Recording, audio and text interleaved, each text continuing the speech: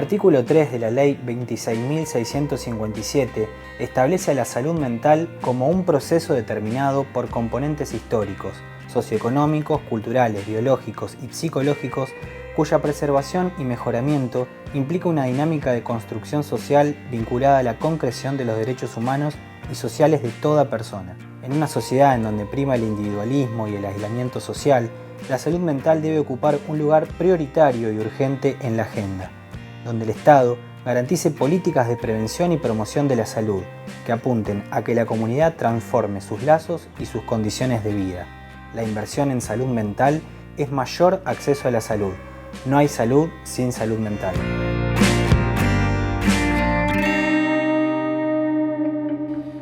Bienvenidos a Mirada Soberana. En el programa de hoy vamos a hablar sobre salud mental y soberanía sanitaria. La ley de salud mental fue sancionada en el 2010 y reglamentada en el 2013, exactamente hace 10 años. Para hablar sobre el significado y el valor de la mencionada ley, nos acompaña la psicóloga Alicia Stolkiner. Ella es titular histórica de la Cátedra de Salud Pública y Mental de la UBA. Alicia, ¿cómo estás? ¿Qué tal? Buenos días. Muchas gracias por estar. Gracias a ustedes por la invitación. Alicia, para empezar, me gustaría preguntarte cómo se encuentra el país en términos de salud mental. Me preguntás sobre cómo se encuentra en cuanto a la ejecución de la Ley Nacional de Salud Mental, porque sí. Por un lado tenemos las problemáticas del campo de la salud mental. Para mí no hay enfermedades mentales, para mí hay problemáticas de sufrimiento psíquico que tienen componentes biológicos, sociales, etcétera, como bien lo define la ley. Sí. Pero vamos a hablar de qué pasa con el campo de las prácticas de salud mental, ¿no? Este es un país federal y por lo tanto la implementación de una ley nacional como la Ley de Salud Mental después pasa por la decisión de cada provincia de cómo va a implementar esa ley, a lo cual estaría obligada, claro. Pero lo va haciendo de distintas maneras. Está bastante segmentado, ¿no? Claro, por la federalización extrema, que habría por un lado, a mí me parece correcto pensar en términos federales cada vez más, pero por otro lado, pensar en términos federales implica también pensar en términos de asimetrías regionales, de economías distintas, claro, de accesos distintos, etc. ¿No es cierto? Nosotros tenemos, la ciudad de Buenos Aires tiene camas hospitalarias cada 1000 habitantes equivalente a un país europeo, y tenemos zonas del país donde hay falta de camas hospitalarias, por poner un ejemplo, ¿no?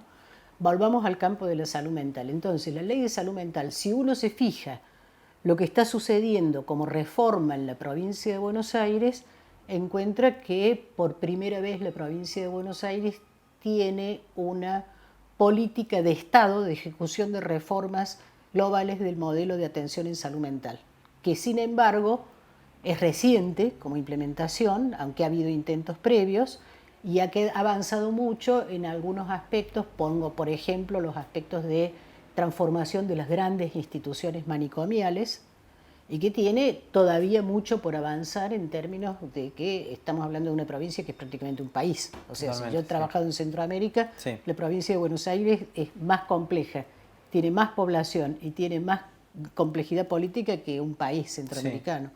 Ahora vuelvo para esto. También que la historia de la implementación de la ley tenía implementaciones anteriores a la ley, caso Río Negro, cada una de las cuales debe ser evaluada y pensada, pero ¿cuáles han sido los avances?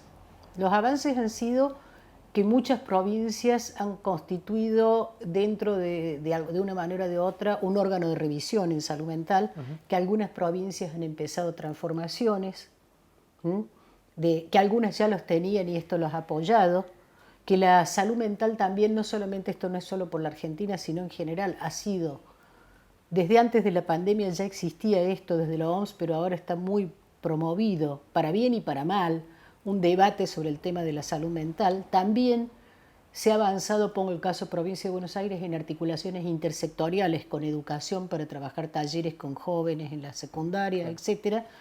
Pero hay un problema con la implementación general de la Ley de Salud Mental, que es los recursos, lo que planteaba la ley como recursos dentro de los recursos necesarios para trabajar en salud, que todavía faltan, y algunas cuestiones no resueltas, como los dispositivos intermedios, los dispositivos comunitarios, etcétera, para la asistencia no solamente de las problemáticas de salud tradicionales, de salud mental tradicionales, claro, las patologías psiquiátricas clásicas, sino también para la asistencia de las nuevas problemáticas, las nuevas formas de sufrimiento psíquico y un debate centrado alrededor de los consumos problemáticos, que también tenemos una ley sin terminar de reglamentar, que es la ley IACOP. A lo largo desde su sanción, ¿no?, de la Ley de Salud Mental hasta ahora, ha tenido bastantes resistencias por parte de intereses corporativos la Ley de Salud Mental. ¿Por qué crees que pasa esto? Bueno, siempre hubo una tensión corporativa histórica entre psiquiatras y psicólogos, corporaciones, no entre las personas, sino corporaciones, claro, entre modelos médicos hegemónicos que perdían poder, perdían lugar, etc. Esto es histórico. Después aparecieron actores nuevos en el campo de la salud mental. Por ejemplo, para mí fue definitivo en la Argentina la función de los organismos de derechos humanos y la idea misma, la idea social de avance en derechos humanos que ha formado parte de esta sociedad durante un largo periodo, pensando en la necesidad de que estas personas que tenían largas internaciones psiquiátricas invalidantes, como alguna vez se había hecho con los leprosos también, también pudieran vivir y convivir en comunidad de una manera no deteriorante. Esta puja corporativa, al entrar nuevos actores, uno de los cuales, como te digo, fueron los organismos de derechos humanos, el informe del CELS y del Mental Disability Rights, que es un organismo internacional, Vidas Arrasadas, del 2007, fue un envión para la Ley de Salud Mental, que además contó con el apoyo de organizaciones de familiares y usuarios, que me parece que es otro de los actores que entraron. En un momento en el cual, en ese periodo en la Argentina, nosotros hemos producido un corpus legislativo avanzadísimo en términos de derechos. Y no me voy a extender en los que están por fuera del campo del terreno de la salud, específicamente, pero que hacen a la salud mental, como las leyes de matrimonio igualitario, identidad de género, la modificación del Código Penal, del Código Civil, porque el nuevo Código Civil alrededor de la temática de discapacidad, etcétera, abre posibilidades totalmente nuevas de incorporación de las personas con discapacidades.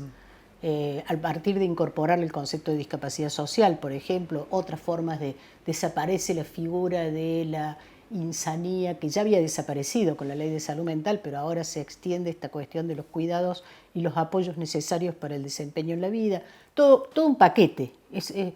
Pero dentro de salud hemos tenido, además de la Ley de Salud Mental, la Ley de Parto Humanizado.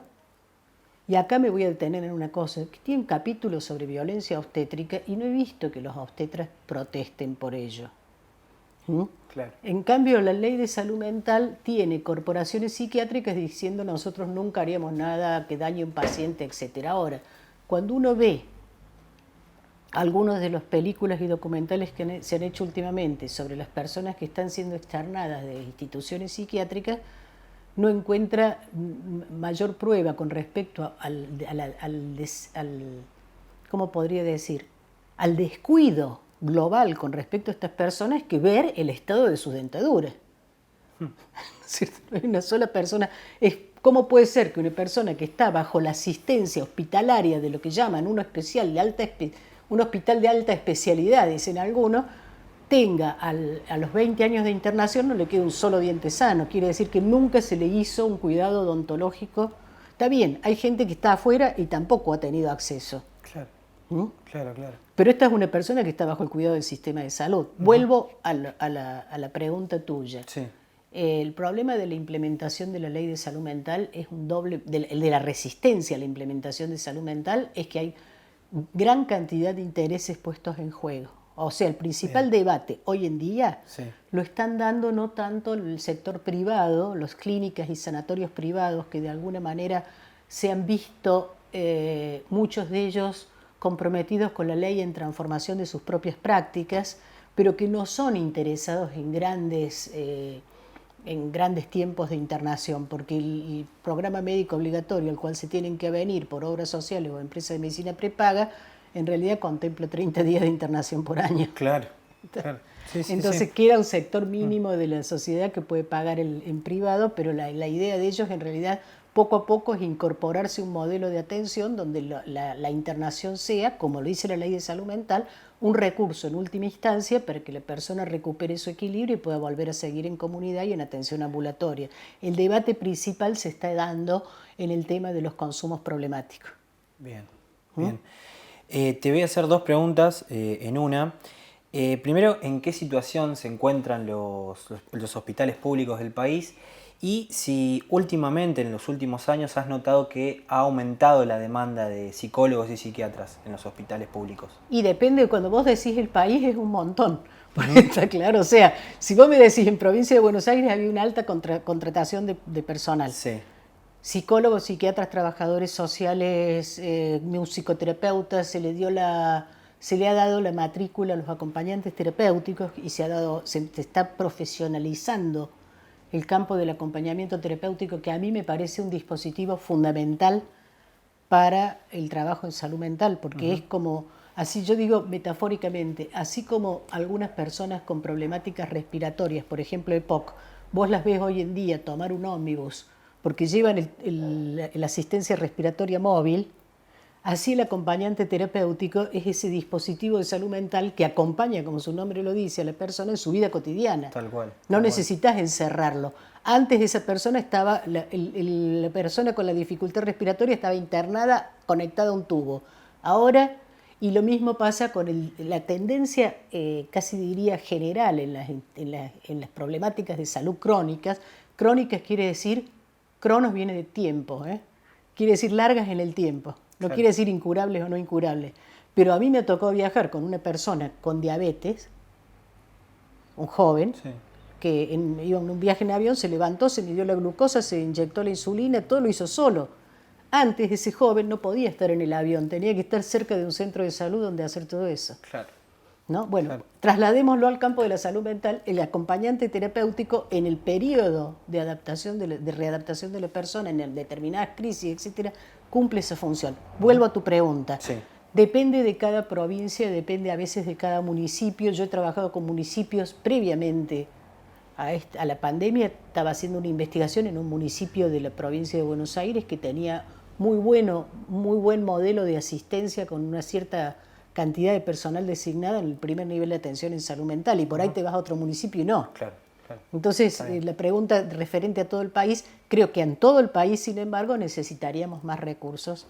Y otra cosa que te quiero decir, Sí. la psiquiatría es una especie en déficit. Déficit. Tenemos cada vez menos psiquiatras, quedan vacantes los cargos a los cuales se ofrecen. Es un problema con algunas especialidades que no está sucediendo solo en la Argentina. Es un problema con algunas especialidades médicas que tienen poco valor agregado en la ganancia por aparatología, Mira vos. ¿no? Y que además dependen básicamente del contacto persona a persona más que de los aparatos. Claro. Entonces, Claro. estamos con un problema, estamos con un problema que ya tienen inclusive países europeos, que es el déficit de psiquiatras. Tenemos 400 psiquiatras 400 y pico psiquiatras infantos juveniles en todo el país, según me comentaron. No he corroborado las cifras estadísticamente. Alicia, te quería preguntar, ¿qué problemáticas frecuentes estás notando en el consultorio? ¿Con qué vienen los pacientes?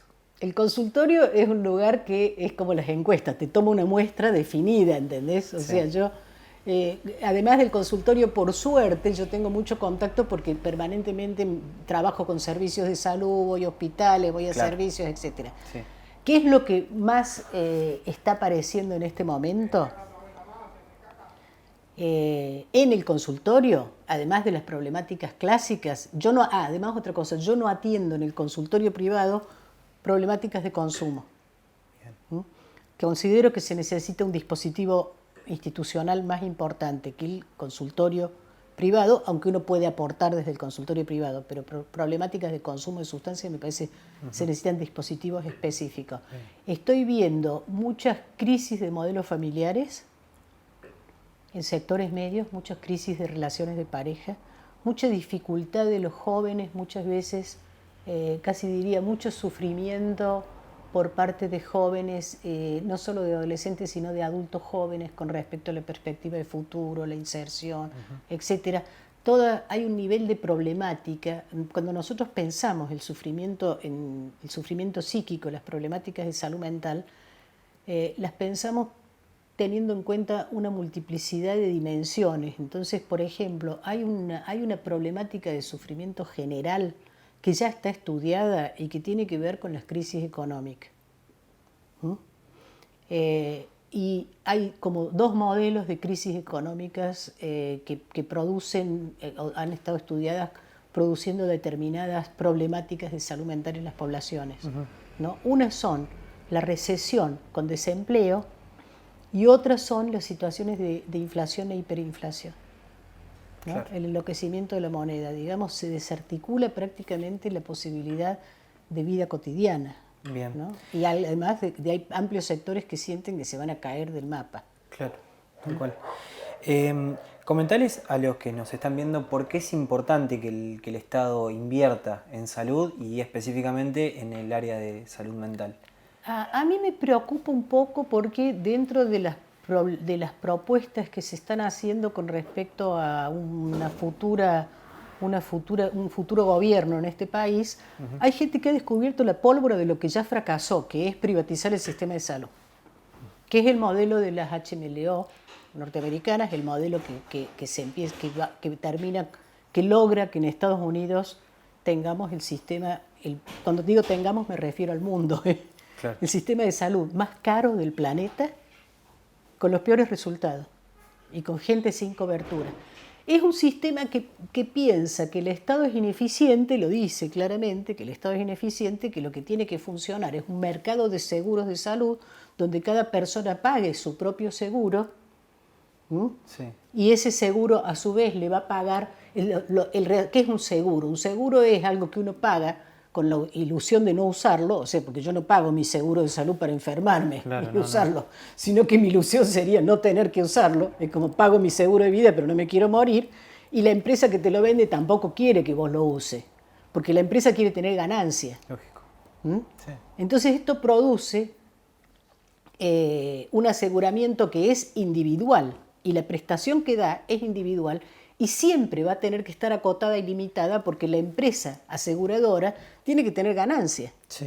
Entonces, cuando ve que no puede tener ganancia y mucha, y voy a poner un ejemplo, yo me supongo que ahora debe estar pasando lo mismo que pasó en la hiperinflación del 89, que las empresas de medicina prepaga cobraban hoy y le pagaban a los médicos, a las clínicas y a los sanatorios en 2 meses o 3 meses. Más tiempo, claro. Y lo que hacían en el medio era bicicletear financieramente la plata, tener ganancias con la bicicleta financiera, ¿no? Y yo me temo que debe estar pasando eso, entonces le expropian esa parte del dinero a los prestadores, claro. A las clínicas, a los sanatorios, que también son privados, claro, sí. Pero que salen perdedores en esa. Y lo que empieza a pasar es que baja la calidad de la prestación. Entonces la gente que paga inclusive ese seguro privado caro, que cubre un 8%, 9% de la población del país, termina pagando extra el especialista, porque si no le da turno para dentro de 6 meses, termina pagando extra el odontólogo, porque la asistencia odontológica, por ejemplo, no está cubierta, la más cara, y así sucesivamente. Bien. Este modelo es esto. Esto en el 93, después del Consenso de Washington, lo plantea el informe sobre el desarrollo mundial 1993 del Banco Mundial, ¿no? Bien. Quiero llevarte más al ámbito... Espera que te quiero decir una cosa. Lo que no garantiza la privatización es la atención comunitaria. ¿Y la importancia de la atención comunitaria? La importancia de la atención comunitaria en salud mental es fundamental. Y en salud en general es fundamental. Y lo que no garantiza, aún con el pago porque eso decían, si uno paga por cápita, entonces los privados van a tener interés en la prevención para que no se enferme la gente, eso jamás sucedió. Y ese modelo ya fracasó. Fracasó en Chile y fracasó en Colombia. Son los 2 países donde se aplicó. Bueno, aprovechando esto que decís, ¿por qué pensás que en las elecciones, en las PASO, Milei tuvo un acompañamiento tan grande de la gente? ¿Fue por el discurso, por la personalidad? Vemos que hoy en la calle mobileros, periodistas preguntan a la gente por qué lo votás a Milei y no saben de sus propuestas, no saben qué es lo que, A ver, lo que va a hacer. yo no soy politóloga, entonces Sí. esta opinión, lo que me estás preguntando se sale mucho del campo, pero sí toca un punto del campo de la salud mental del cual yo venía hablando desde hace tiempo, que es qué pasa, algo que aprendimos con el libro de Ferguson, Cuando muere el dinero, cuando analiza ese proceso por el cual en la República de Weimar, en la Alemania, entre la Primera Guerra y la configuración del nazismo, fracasa la propuesta de la socialdemocracia y se instala un gobierno de esa magnitud. Sí. ¿No? Y es que, digamos, hemos pasado muchos padecimientos. Esta población viene pasando un estrés económico importante, casi te diría desde el 2016, ¿no? Este estrés económico estrés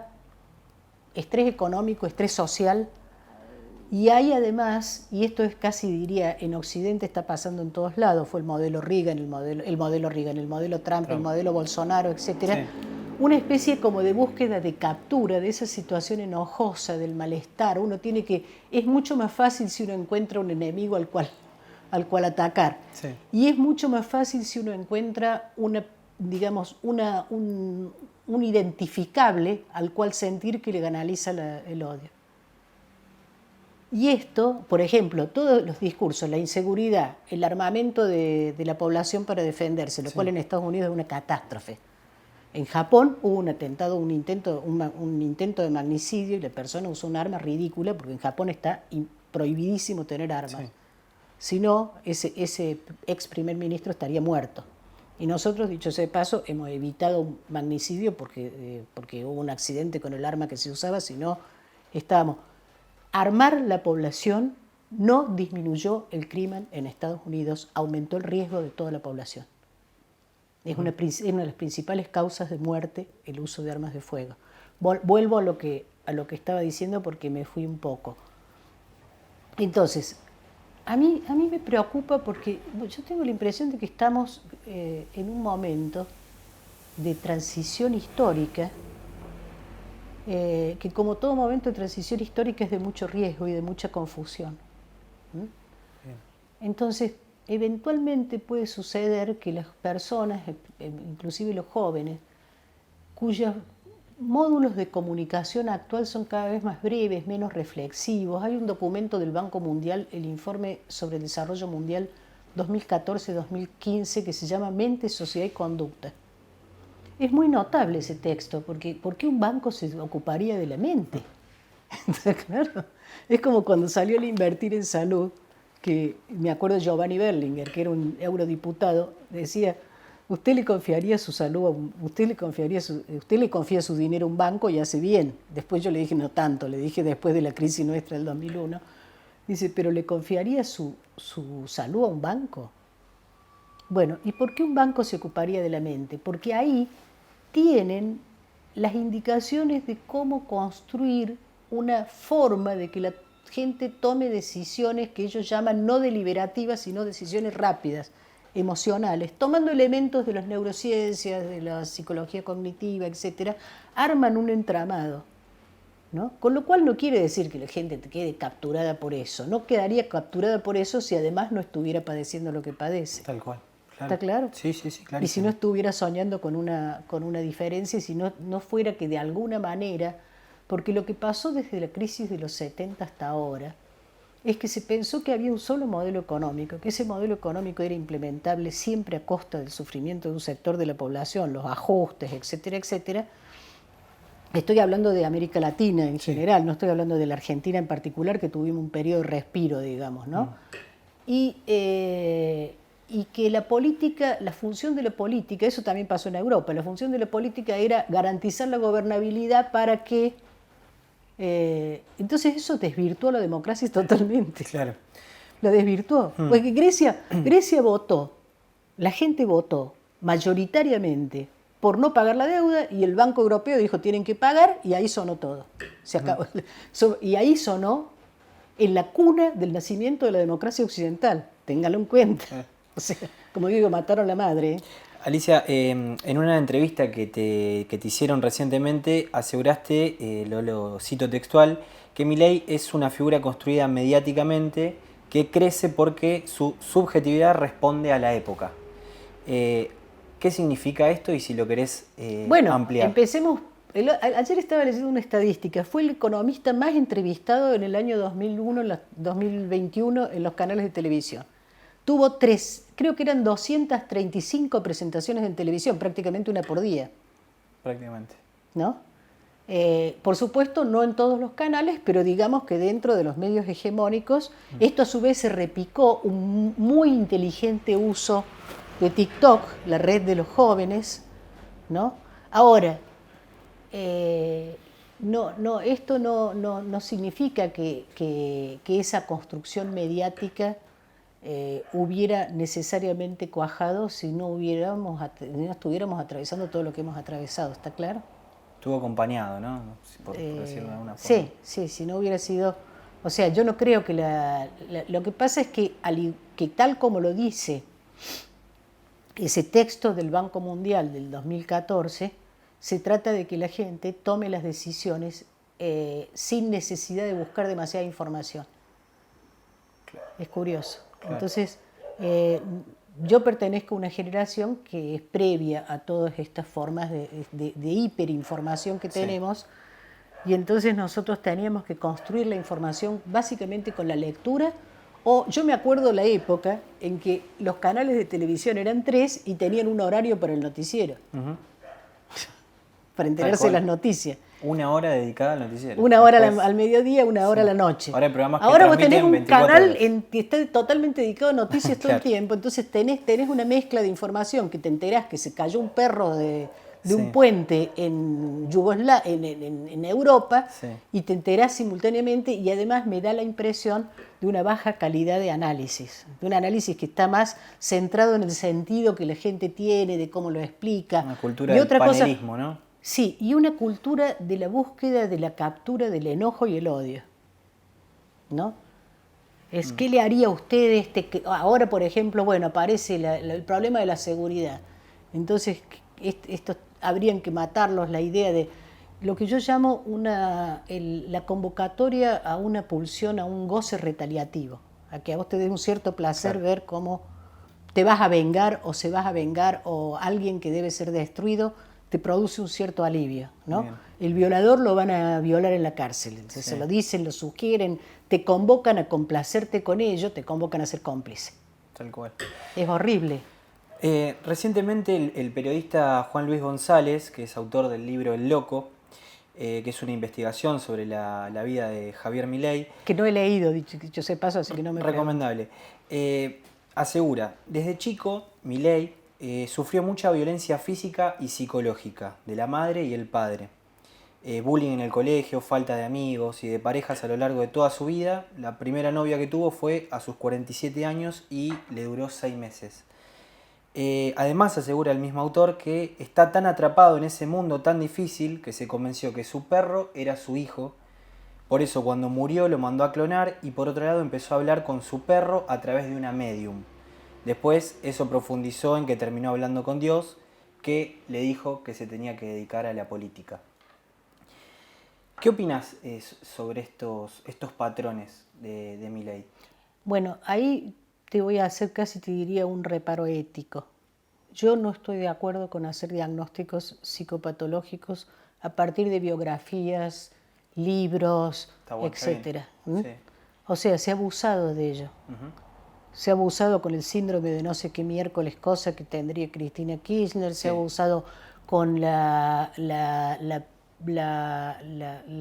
presentación pública de problemáticas de salud de familiares de ella. Sí. Digamos, yo no... Y además, yo soy muy respetuosa de la gente que tiene en sí misma problemas psiquiátricos y problemas definidos como psiquiátricos, aún de aquellos que plantean que son neurodiversos. Claro. Entonces, si yo discuto con una persona que tiene un diagnóstico psiquiátrico, lo mismo discuto de persona a persona, entonces yo con Milei lo que discuto son sus propuestas. Sí, está bien. Está bien. Casi te diría, que alguien que no sea del campo de la salud mental quiera opinar sobre eso lo que quiera, Sí. que se forme su idea, pero no lo voy a hacer yo. Perfecto. No lo voy a hacer yo. Perfecto. Para cerrar, como mencionabas en la nota, vivimos en una incertidumbre tanto económica como política. ¿De qué manera afecta esto a la psiquis de la gente, en el desarrollo de la vida de la gente? Yo a veces me pregunto en qué momento creímos que podíamos tener certezas, pero ese es otro problema, ¿entendés? Yo pertenezco a una generación, yo pertenezco a la generación de la posguerra, ¿no? Entonces yo pertenezco a una generación que se crió con la idea de grandes héroes, la idea de los héroes de la guerra, de toda la historia, dejando atrás una catástrofe impensable para la humanidad, pero que acá en la Argentina no la vivimos como catástrofe de tal magnitud, sino que vivimos un periodo como de transformación histórica, claro, en términos de derechos sociales, y que le tocó ese periodo del crecimiento sin crisis significativas, el más largo en la historia del capitalismo, que va desde la Segunda Guerra Mundial hasta los 70. Entonces, de ahí en adelante, desde mediados de los 70, que es la famosa crisis del petróleo, hasta ahora, vamos de guerra en guerra, de crisis en crisis. Sí. No es que antes no existiera la guerra, antes estaba Vietnam, estuvo Corea, estuvo Vietnam. O sea, si vos te fijas, por ejemplo, Estados Unidos es un país que sistemáticamente siguió estando en guerra y manteniendo situaciones de invasión en otros países desde entonces hasta ahora. Sí. Tiene 4 generaciones de veteranos de guerra. ¿No? Es el Imperio Romano, discúlpame que te lo diga, lo que pasa es que se está hundiendo, pero, sí. pero yo pienso, para las generaciones que nacieron posteriormente, quizás les hemos transmitido la idea de que era posible vivir una certeza. En certeza, cosa que me parece muy difícil, pero particularmente, como le digo, estamos viviendo un momento de inflexión histórica, está cambiando la geopolítica del mundo. ¿Y sabés qué es lo que a mí me preocupa? Esto que te voy a decir se da mucho de mi campo, pero cada vez que el capitalismo hizo una expansión industrial, le quedó un excedente. O hizo guerras y le quedó un excedente. Pero como Europa dominaba el mundo, ese excedente no de económico, sino de personas, lo trasladó, ¿entendés? La Argentina a principios del siglo XX duplicó, no sé qué, triplicó la población con migración que llegaba. Estados Unidos se pobló de migrantes. Claro. Australia es el lugar donde Inglaterra mandó todo lo que le sobraba de la revolución industrial. Sí. Australia se pobló así. Ahora no hay más lugar en el mundo para mandar ese excedente. Se ahoga en el Mediterráneo. No hay más lugar. No tenemos, en realidad todavía nosotros en la Argentina soñamos que te podés ir a Europa, pero pará porque tampoco Europa va a poder recibir. O sea, si mandás un ingeniero electrónico todavía puede insertarse. Claro. ¿Entendés? Pero, sí. Pero no es ese desplazamiento de población que nosotros vemos. Y entonces o pensamos un mundo donde quepamos todo, cosa que tampoco es que va a seguir la población creciendo infinitamente, porque fíjate que cuando las mujeres adquieren otro lugar en la sociedad y cuando de alguna manera los países tienen un bienestar, un acceso a servicios, baja la natalidad automáticamente. A veces demasiado. O sea, los países europeos se existen. Entonces, quizás hay una forma de pensar un futuro que sea un futuro más armónico con la naturaleza, un futuro más armónico entre nosotros, un futuro que contemple, por ejemplo, en América Latina prácticas históricas que son previas a la colonización. Y digo, esto puede ser casi utópico, pero si no lo pensamos así, yo creo que si no es catastrófico, ¿no? Porque yo veo a las personas jóvenes que están informadas, muy preocupadas por la cuestión climática, y tienen razón, ¿no? Gracias, Alicia, por el tiempo.